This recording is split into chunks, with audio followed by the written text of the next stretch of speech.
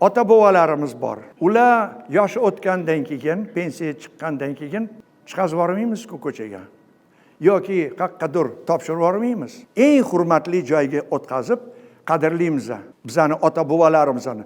Shaharda ham, shahar ham xuddi shunaqa tirik organizm. Shaharning ham ota bobolari bor.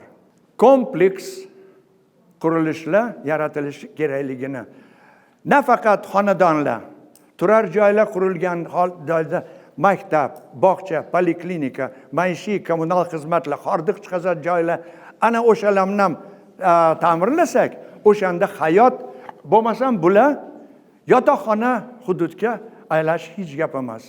Agarda biz ko'chalarni kengaytirsak, ko'chalarning sonini ko'paytirsak, transport masalani faqat salbiy tomonga yechilar ekan.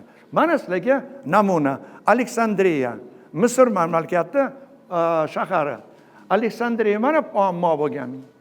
Mana shu muammoni ko'rib turibmiz.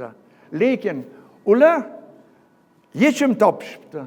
Qaranglar, natijada mana nima olishdi. Lekin shuni men misol keltiryapman. Xuddi Toshkanimizda ham xuddi shunaqa muammolar bor. Odamlar shahar uchun emas, shahar insonlar uchun bo'lish kerak.